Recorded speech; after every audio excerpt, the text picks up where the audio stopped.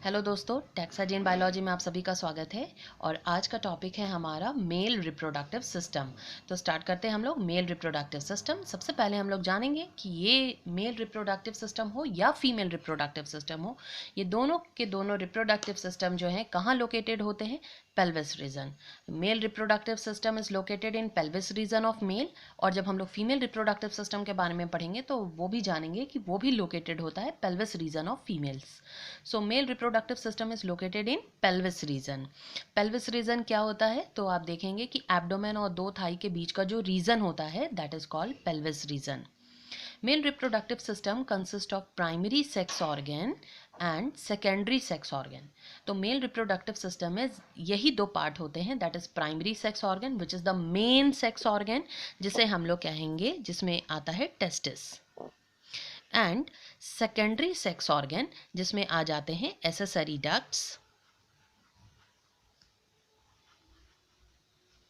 Accessory glands and external genitalia.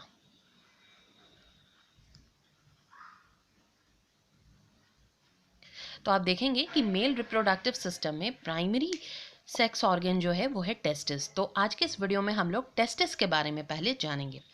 Testis, testis is a plural word, लेकिन अगर इसका singular हम लोग देखेंगे तो सिर्फ TESTIS हो जाता है, टेस्टिस हो जाता है। So testis are male gonad, that is the site where sperms are formed and produce. तो टेस्टिस जो है वो मेल गोनाड हैं जहाँ स्पर्म का फॉर्मेशन और प्रोडक्शन होता है। A pair of testis is situated outside the abdominal cavity with in the scrotum. तो जो टेस्टिस है that is situated outside the abdominal cavity with in a pouch like structure, जिसे हम लोग क्या कहते हैं? स्क्रॉटम। तो यहाँ पे हम लोग अगर फ्रंट व्यू देखते हैं मेल रिप्रोडक्टिव सिस्टम का, तो ये जो दो हमें ओवल शेप का नज़र आ रहा है दैट इज टेस्टिस। और ये टेस्टिस जो है आप देखेंगे कि एक पाउच लाइक स्ट्रक्चर में दोनों टेस्टिस इनक्लोज्ड होते हैं, जिसे हम लोग स्क्रॉटम कहते हैं। Each testis is oval in shape. Testis का जो shape होता है that is oval in shape with a length of about 4 to 5 centimeter and width is 2 to 3 centimeter. तो length 4 to 5 centimeter होता है और जो उसकी चौड़ाई होती है width जो है वो 2 to 3 centimeter होता है। Testis is covered by outermost covering which is made up of dense fibrous membrane. Testis के चारों ओर एक डेंस फाइब्रस मेम्ब्रेन होता है जिसका नाम है ट्यूनिका एल्ब्यूजिनिया। तो आप देखेंगे कि जो टेस्टिस है यहाँ से एक डक्ट ऊपर की ओर जा रहा है जो किडनी से आने वाले यूरेटर के ऊपर लूप बनाता हुआ यूरिनरी ब्लैडर से, है ना, आप देख रहे हो यूरेथ्रा में जाकर मिक्स हो जा रहा है, कंबाइन हो जा रहा है और नीचे की ओर एक्सटेंड करता हुआ एक्सटर्नल जेनाइटेलिया यानी कि पेनिस में खुल रहा है। तो अगर हम लोग फ्रंट व्यू देखते हैं मेल रिप्रोडक्टिव सिस्टम का, तो आप देखेंगे कि this part is testis, this is testis, this part is vas deferens, ये वास डिफरेंस ऊपर की ओर से ऐसा लूप बनाता हुआ नीचे की ओर आ रहा है। दिस इज यूरिनरी ब्लैडर, ये यूरिनरी ब्लैडर है और आप देख रहे हैं यूरिनरी ब्लैडर से यूरेथ्रा क्या हो रहा है? एक्सटेंड हो रहा है। इसके अलावा हम लोग देखेंगे कि ये जो आपको दिखाई दे रहा है leaf like structure that is called seminal vesicle which is a gland, seminal vesicle. यहाँ पे जो ये नजर आ रहा है that is prostate, it is prostate gland. This one is the small bubble like structure, ये है bulbourethral gland।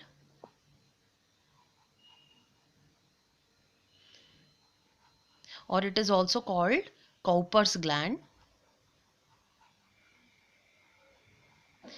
and this is urethra, this part is urethra जो कि आगे की ओर नीचे की ओर एक्सटेंड किया हुआ है, and this is penis, the external genitalia of male. तो यहाँ हम लोगों ने क्या देखा कि मेल के रिप्रोडक्टिव सिस्टम में अगर हम लोग फ्रंट व्यू देखते हैं तो हमें एक पेयर टेस्टिस मिलता है और ये टेस्टिस किसमें इनक्लोज्ड होता है? तो एक पाउच लाइक स्ट्रक्चर में इनक्लोज्ड होता है जिसको हम लोग स्क्रॉटम कहते हैं। तो ये स्क्रॉटम के अंदर बंद होता है, यानी कि अगर हम लोग इस टेस्टिस का लॉन्गिट्यूडनल सेक्शन देखें, यानी कि ये इस तरह का सेक्शन हम लोग देखें, तो हमें सबसे पहले क्या मिलने वाला है, तो टेस्टिस जो है एक सैक लाइक स्ट्रक्चर में बंद है जिसका नाम है स्क्रॉटम। तो बाहरी सबसे जो लेयर है, जो थिन मेम्ब्रेनस आप देखेंगे पाउच लाइक स्ट्रक्चर होता है, उसको हम लोग कहते हैं स्क्रॉटम। और स्क्रॉटम का एक बहुत ही इंपॉर्टेंट फंक्शन है, that is to regulate the temperature of the testis. हमेशा याद रखें कि जो टेस्टिस होता है उसमें टेम्परेचर का बहुत इंपॉर्टेंट रोल होता है for the formation and production of sperm. So scrotum helps to maintain low temperature of the testis nearly 2 to 2.5 degree Celsius lower than the normal internal body temperature. तो scrotum जो है testis का temperature 2 से 2.5 degree Celsius कम रखता है normal internal body temperature से, ताकि spermatogenesis सही से हो सके। अब टेस्टिस जो है, चूंकि हम लोग लॉन्गिट्यूडनल सेक्शन देख रहे हैं, टेस्टिस का एलएस देख रहे हैं। अब यहाँ जो आप देख रहे हो, टेस्टिस एक डेंस फाइब्रस मेम्ब्रेन से कवर्ड होता है जिसको कहते हैं ट्यूनिका एल्ब्यूजिनिया। तो this is tunica albuginea. Okay, अब यहाँ पे हम लोग क्या देखते हैं कि each testis is divided into 200 to 300 compartments which is called testicular lobules. तो हर टेस्टिस जो है उसके अंदर 200 से 300 कंपार्टमेंट्स होते हैं जिसको हम लोग टेस्टिक्यूलर लॉब्यूल्स कहते हैं। तो ये जो हम लोग देख रहे हैं, दिस इज द कंपार्टमेंट जिसे हम लोग क्या कहेंगे, testicular लॉब्यूल्स।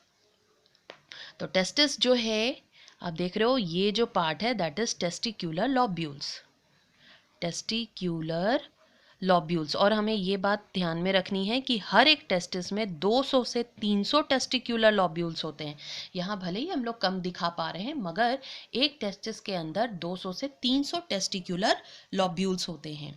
And each lobule contains 1 to 3 highly coiled seminiferous tubule. और हर टेस्टिक्यूलर लॉब्यूल्स में आप देख रहे हैं 1 से 3 हाईली कॉइल्ड ट्यूब्यूल्स होते हैं जिसका नाम है सेमिनिफेरस ट्यूब्यूल।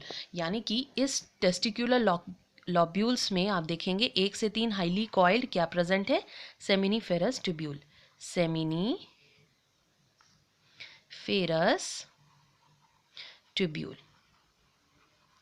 तो यहाँ हम लोग क्या देखते हैं कि टेस्टिस के अंदर हमें 200 से 300 कंपार्टमेंट्स मिले जिसे हम लोगों ने टेस्टिक्यूलर लॉब्यूल्स कहा। और एक लॉब्यूल में 1 से 3 1 to 3 highly coiled seminiferous tubule होते हैं। ये वो ट्यूब्यूल हैं जिसमें स्पर्म का फॉर्मेशन होता है। तो सेमिनी वर्ड का मतलब ही है स्पर्म एंड फेरस का मतलब होता है बियरिंग। तो this tubules are sperm bearing, जहां स्पर्म का क्या होगा, फॉर्मेशन होगा। Seminiferous tubule is lined by, आप देखेंगे इसका जो इंटरनल वॉल होता है that is lined by 2 types of cells. यहाँ 2 तरह के सेल्स मिलते हैं। कौन कौन से, तो सबसे पहले हम लोग देखते हैं स्पर्मेटोगोनिया, या जिसे हम लोग मेल जर्म सेल भी कह सकते हैं, मेल जर्म सेल। और दूसरा जो हम लोग देखते हैं दैट इज सर्टोली सेल। तो आप देखेंगे कि seminiferous tubule is lined by 2 types of cell, spermatogonia or male germ cell, which undergoes meiosis to form sperm. So spermatogonia or male germ cells undergoes meiosis to form haploid sperms, while Sertoli cells provide nutrients to the male germ cell. तो Sertoli cell is also called nurse cell. Sertoli cells को nurse cells भी कहा जाता है because ये nutrients provide करता है male germ cell को। तो this is all about the testis. इसके अलावा हम लोग क्या देखेंगे कि टेस्टिस जो है ये ओरिजिनेट होता है एब्डोमेन में। तो इनिशियली आप देखेंगे कि testis is originate in the abdominal cavity, but later during the 7th month of the development it descends into the respective scrotal sac through the passage called inguinal canal। तो इस बात का हमेशा ध्यान रखें कि जब बच्चा एम्ब्रियोनिक स्टेज में होता है और प्रेगनेंसी का 6th month हुआ होता है, तब तक जो टेस्टिस है वो एब्डोमिनल कैविटी में ही प्रेजेंट होता है, मगर 7वें महीने में ये क्या हो जाता है, स्क्रॉटम के अंदर डिसेंड कर जाता है। अगर टेस्टिस सही तरीके से स्क्रॉटम के अंदर डिसेंड नहीं कर पाता है तो उसकी वजह से आप देखेंगे कि उस मेल में स्टेरिलिटी हो जाती है, यानी कि the male is not able to reproduce, not able to produce sperms. Okay, so this is all about the male reproductive system, जिसमें हम लोगों ने अभी सिर्फ टेस्टिस के बारे में जाना और हम लोगों ने स्क्रॉटम के फंक्शन को देखा। नेक्स्ट वीडियो में हम लोग देखने वाले हैं about the accessory ducts, accessory glands and the external genitalia.